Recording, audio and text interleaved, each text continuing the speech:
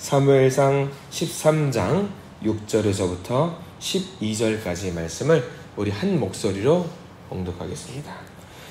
자, 우리 6절부터 같이 읽겠습니다. 시작. 이스라엘 사람들이 위급함을 보고 절박하여 굴과 숯불과 바위 틈과 은밀한 곳과 웅덩이에 숨으며 어떤 히브리 사람들은 요단을 건너 갓과 길르앗 땅으로 가되 사울은 아직 길갈에 있고 그를 따른 모든 백성은 떨더라. 사울은 사무엘이 정한 기한대로 이레 동안을 기다렸으나 사무엘이 길갈로 오지 아니하매 백성이 사울에게서 흩어지는지라. 사울이 이르되 번제와 화목 제물을 이리로 가져오라 하여 번제를 드렸더니 번제 드리기를 마치자 사무엘이 온지라. 사울이 나가 맞으며 문안하매 사무엘이 이르되 왕이 행하신 것이 무엇이냐 하니 사울이 이르되 백성은 내게서 흩어지고 당신은 정한 날 안에 오지 아니하고 블레셋 사람은 믹마스에 모였음을 내가 보았으므로 이에 내가 이르기를 블레셋 사람들이 나를 치러 길갈로 내려오겠거늘 내가 여호와께 은혜를 간구하지 못하였다 하고 부득이하여 번제를 드렸나이다 하니라. 아멘. 오늘 말씀 가운데 하나님의 놀라운 은혜가 있기를 원합니다. 저를 한번 따라 하시기 바랍니다. 가슴에 손을 얹으시고요. 하나님의 은혜가 지금 저에게 임하기를 기도합니다. 손을 뻗으시고요. 하나님의 은혜가 지금 여러분에게 임하기를 기도합니다. 아멘. 하나님의 은혜가 우리 가운데 있기를 기도합니다. 오늘 말씀 사무엘상 13장 말씀을 함께 보게 됩니다. 사울이 이제 또 다른 전쟁을 하게 됩니다. 13장 말씀의 표제어죠. 제목을 보면은 뭐라고 나와 있냐면 사울이 블레셋과 싸우다라는 말씀을 갖고 있고요. 또 다른 전쟁을 시작합니다. 자, 이스라엘 백성들이 모인 장소가 있습니다. 굉장히 중요합니다. 어디서 모였냐면 길갈에서 모였다라고 하고 있습니다. 길갈 중요한 장소예요. 좀 이따가 길갈이 중요한 이유에 대해서 또다시 설명을 하게 되는데 사울 왕과 특별히 또 길갈은 굉장히 의미가 있는 곳입니다. 싸우려고 봤더니 이제 블레셋 사람들이 얼마나 모였는지 나와 있습니다. 5절 말씀 함께 볼까요?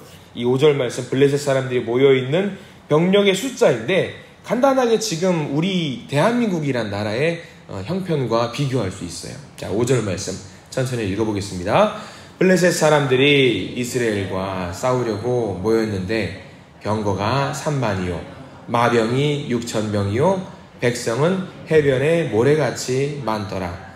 그들이 올라와 벳아웬 동쪽 믹마스에 진침해. 자, 병거가 3만이라고 했습니다.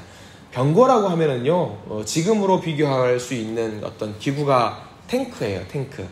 우리나라 탱크가 지금 작년인가요? 기준으로 해서 우리나라에 몇 대가 있을 것 같아요, 여러분들. 우리나라는 포병의 민족입니다. 포병의 민족이에요. 그래서 다른 나라에 비해서 탱크라든가 그런 전차가 많이 있어요. 그래서 우리나라가 갖고 있는 탱크가 작년이었을 겁니다. 2,700대가 있는 걸로 알고 있어요. 2,700대. 많아요. 굉장히 많은 겁니다. 근데 이때에 블레셋 사람들이 3만이라고 병거가 있다라고 말하는 건 뭐냐면 병거가 이때 당시에 탱크라고 생각하시면 돼요. 병거가 3만이면 탱크가 3만 대가 있는 거예요. 그러면 어마어마한 그 전투력을 자랑하는 민족이에요. 병거가 3만이고 마병이 뭐냐면 마병이 또 이제 조그만 장갑차 같은 걸 말합니다. 장갑차가 6,000대가 있는 거죠. 엄청나게 있는 겁니다. 백성은 해변에 모래같이 많이 있고요. 이들이 전쟁을 하려고 모여 있는 거죠. 이것만 봐서는 우리가 알 수 있습니다. 블레셋 진영에 본진이 온 거라고 해도 무방할 정도로 굉장히 많은 사람들이 모여 있는 거죠. 블레셋 사람들은 지난번 사건 때 사실 대패를 했습니다. 이스라엘 민족들과 한번 싸운 적이 있죠. 언제 대패를 했냐면 우리가 미스바 집회 때에 한번 모였다가 이스라엘 민족이 모였다가 하나님께 뜨겁게 기도를 하고 난 이후에 응답을 받고 하나님께서 전쟁을 이기게 만들어 주셨던 일이 있습니다. 이때 화도 잔뜩 나 있고 복수도 해야겠고 해서 다 모였습니다. 그래서 이제 전쟁을 하기 직전인데 이스라엘 백성들이 미스바에 있었던 사건들은 모두 잊어버리고 지금 어떻게 되어 있는지 성경 말씀에는 묘사를 하고 있는데 그게 6절과 7절 말씀입니다. 6절과 7절 말씀을 읽어볼까요? 6절입니다.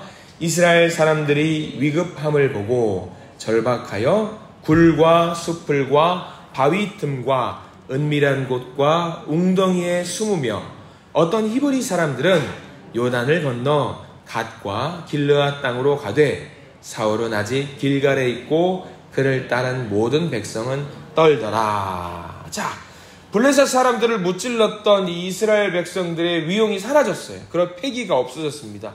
패배주의에 쩌들어가지고 이제 도망을 갑니다. 미스바 전쟁 때하고는 너무 대조가 돼요. 그때는 사실 하나님을 의지했잖아요. 하나님이 함께 하시면 이 전쟁을 이길 수 있을 거라고 생각을 했습니다. 블레셋 사람들이 얼마나 많은 병력이 있는지는 관심 없어요. 하나님이 도와주시면 이길 수 있다라고 자기들은 고백을 했습니다. 많으면 많은 대로, 적으면 적은 대로 전쟁에 임하던 그 자세가 있었는데 지금은 잔뜩 이제 쫄아가지고 이제 전쟁에서 이길 수 없을 거라고 하는 이제 패배주의에 찌들어 있는 인간의 모습입니다. 사울도 이 상황을 알고 있고 이 상황을 극복하려고 수단들을 나름 동원을 합니다. 그래서 우선 시작을 해야 되겠기에 예배를 드리려고 합니다. 거기까지는 좋아요. 예배를 드리고 이 전쟁에 임해야 되겠다라는 이 모습, 선한 모습입니다. 그런데 이때 당시에 예배를 집례하는 분은 누가 집례를 하게 되냐면 제사장이 집례를 하게 되어 있습니다. 아무리 왕이라고 해도 예배를 집례하면 안 되는 거예요. 구약 성서에는 제사장만 드릴 수 있습니다. 지금은 어때요? 지금은 예배 꼭 목사님이 있어야 예배 드릴 수 있나요? 아니죠. 누구라도 예배를 드릴 수 있습니다. 근데 구약 시대 때는 제사장이 꼭 있어야지만이 예배를 드릴 수가 있어야 돼요. 이때의 나라의 예배를 집례하고 주관할 수 있었던 사람은 누구냐면 사무엘 선지자입니다. 근데 여기서 문제가 발생을 합니다. 여러분들이 많이 알고 있는 사건이죠. 하나님이 사울을 버리게 되는 사건이 여기서 발생을 합니다. 자, 8절 말씀을 한번 볼게요. 8절에 이렇게 기록이 되어 있습니다. 우리가 읽은 본문인데요. 8절 시작. 사울은 사무엘이 정한 기한대로 이레 동안을 기다렸으나 사무엘이 길갈로 오지 아니하며 백성이 사울에게서 흩어지는지라. 9절입니다. 사울이 이르되 번제와 화목제물을 이리로 가져오라 하여 번제를 드렸더니 라고 나와 있어요. 자, 화목제, 번제 이것도 경우에 안 맞는 예배 형식인데 아무튼 예배를 드려요. 번제를 드릴 수 있습니다. 전쟁 전에 드릴 수 있습니다. 가능합니다. 다만 제사장이 와야 돼요. 그래서 집례를 합니다. 아마 사울은 미스바 사건 때 하나님께 예배를 드렸더니 하나님이 전쟁을 인도해 주셨던 그 사건을, 그 감동을 기억을 하고 아마 예배를 드렸던 것 같아요.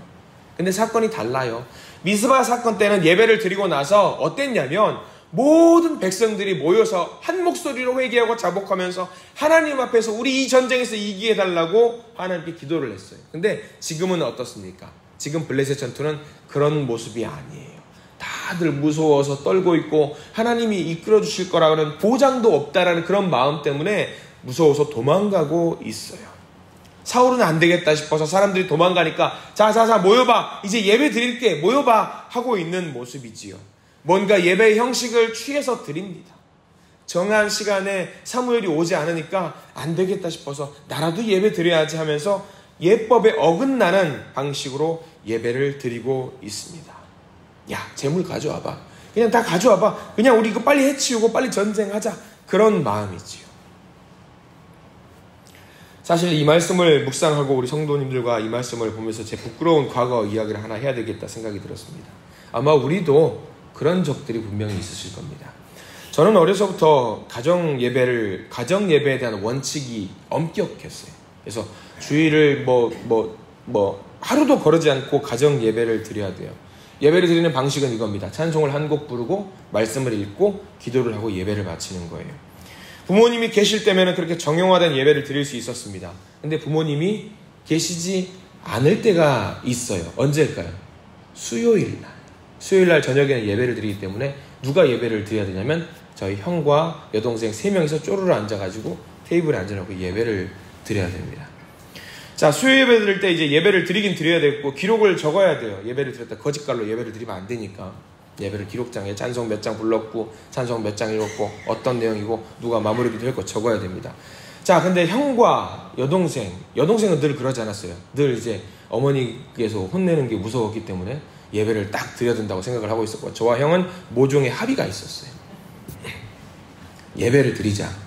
빨리 끝내고 싶은 거예요. 그래서 불렀던 찬송이 뭐냐면 무슨 찬송일 것 같아요? 우리 같이 불렀습니다. 눈을 들어 산을 본, 이거 몇 절 있는 줄 아시죠? 2절 있어요. 근데 우리가 되게 천천히 불렀잖아요. 형과 제가 합의를 불렀을 때 찬양을 할 때 이 찬양은 빠른 찬양입니다. 눈을 들어 산을 보니 동, 이렇게 불러요. 그러면 예배가 순식간에 끝나버려요. 딱 끝나버려요. 예배를 드렸던 거니까 빨리 해치우고 우리 놀자라는 그런 일들이 있었던 거죠. 용서해 주십시오. 어렸을 때, 못 몰랐을 때. 그래도 여러분 생각해보세요. 어린이들 3명이서 쪼르르 앉아가지고 예배를 드렸다는 것도 얼마나 귀엽고 예뻐요. 아마 하나님은 그 모습을 봐주셨을 거라고 믿습니다. 감사합니다. 근데 사울이 그런 모습이었다라는 거예요. 어른이 다 장성해가지고 예법도 있고 하나님께 드려야 되는 그런 모습도 있었음에도 불구하고 사울은 그렇게 하지 않고, 야, 다 빨리 예물 갖고 와봐. 우리 빨리 이거 예배 드리고 해치우고 전쟁하자. 사람들 도망가기 전에 우리 빨리 예배를 드리자. 지금 그 모습으로 한 행위가 지금 사울의 모습이었다라는 거죠. 근데 공교롭게 하나님은 이걸 아름답게 다 아시고 이걸 계획해 놓으셔요. 그리고 우리 10절 말씀 보면 이렇게 나와 있죠. 10절 한번 읽어볼까요? 공교롭게 이게 정말 운명의 장난 같아요. 10절 이렇게 나와 있습니다. 함께 읽습니다. 번제 드리기를 마침에 사무엘이 온지라 사울이 나가 맞으며 문안하매. 이거 어떤 것 같아요? 사무엘이 계획적으로 이렇게 온 것 같죠? 누가 봐도 이거는 계획적인 것 같아요.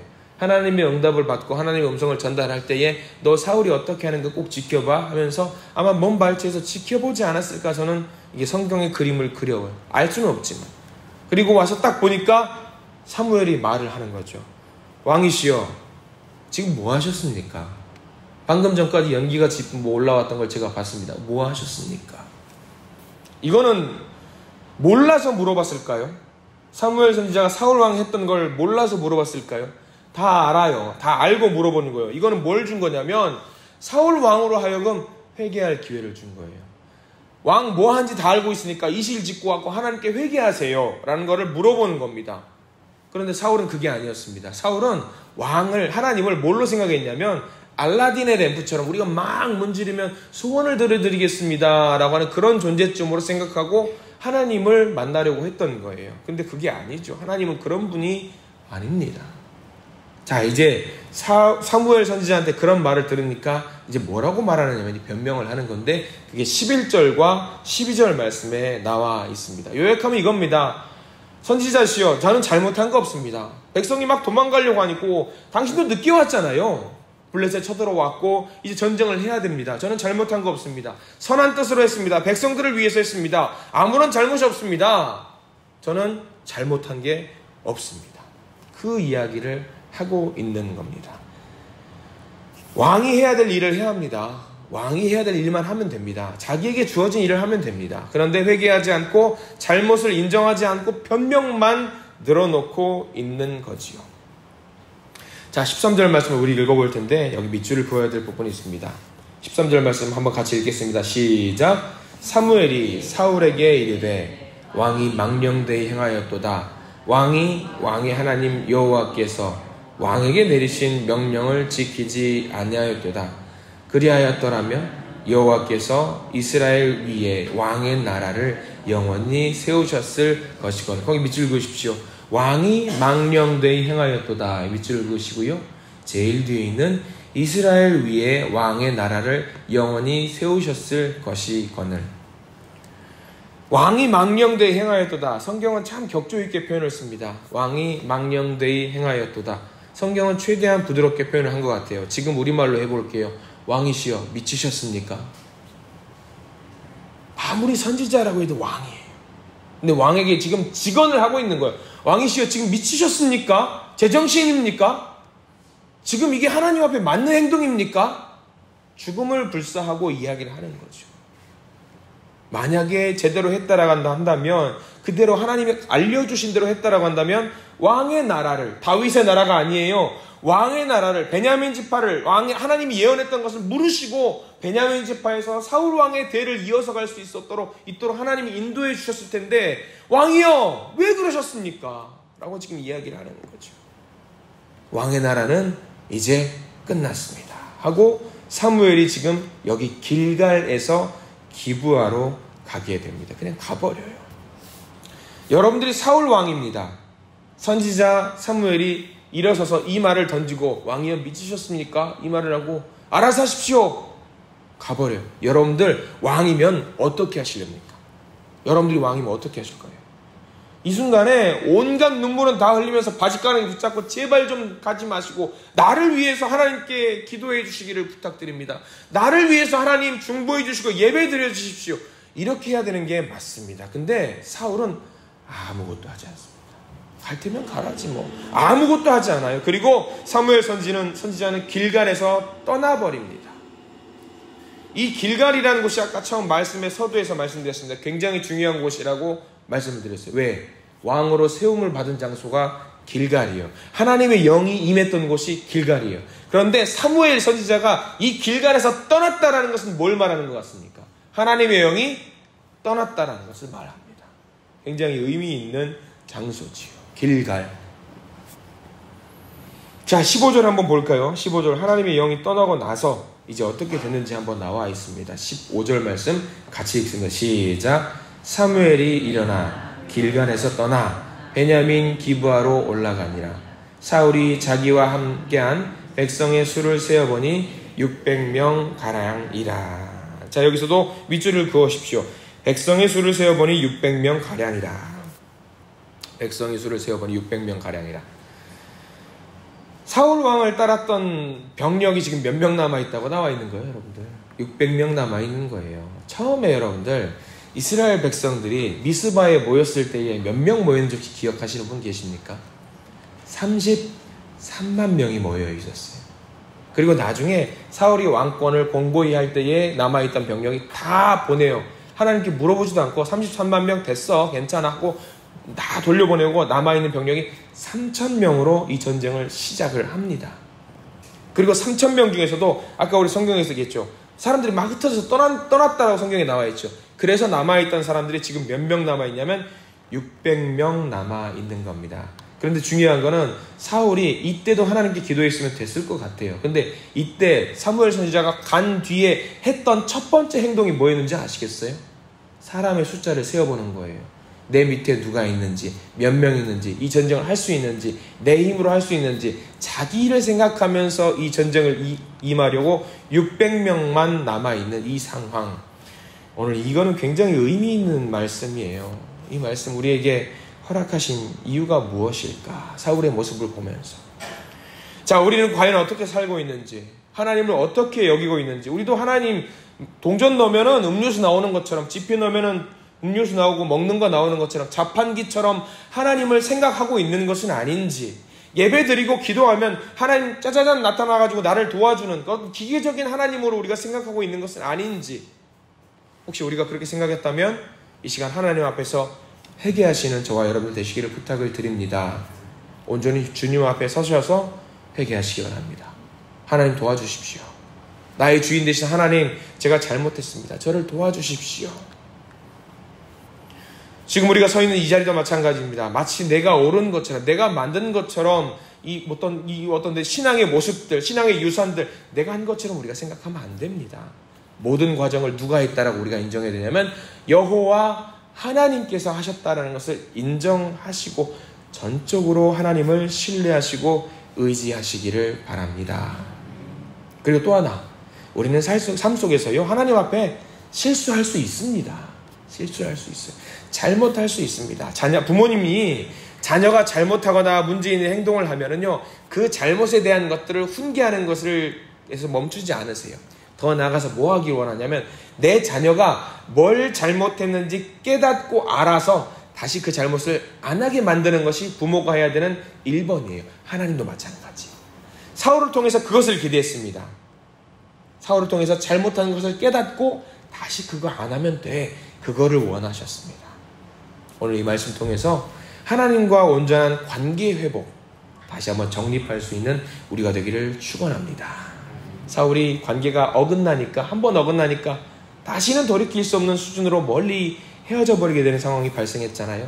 우리가 더 멀리 가지 마시고 혹여 잠깐 관계가 어긋났다라고 할지라도 하나님 앞에서 온전히 다시 그 관계를 회복해서 하나님과 부모와 자녀의 관계를 온전히 다시 아름답게 만들 수 있는 저와 여러분들 되시기를 간절히 축원합니다. 기도하겠습니다. 하나님 감사합니다. 오늘도 말씀하여 주시고 말씀 가운데 우리가 올바른 뜻을 알게 하시는 주님 감사합니다. 이 성경의 말씀이 그저 경전으로서 있는 것이 아니라 우리를 비추게 하시고 이 말씀이 우리에게 어떤 의미를 갖고 있는지 그 어떤 의미를 주는지 깨달아 알 수 있도록 도와주시옵소서. 때로는 우리가 하나님을 거역할 때 있습니다. 우리의 욕심대로 우리의 뜻대로 살려고 할 때가 분명히 있습니다. 그러나 하나님은 우리를 보시고 다시 돌아와라 그렇게 말씀해주고 계십니다. 주님, 우리가 온전히 하나님과의 관계, 바른 관계를 유지하며 살아낼 수 있는 우리가 될 수 있도록 도와주시옵소서. 온전히 순종하며 하나님의 뜻에 귀를 기울이고 주님의 뜻대로 오늘 순종하며 살아내게 해 주시옵소서. 예수 그리스도 이름으로 간절히 기도드립니다. 아멘.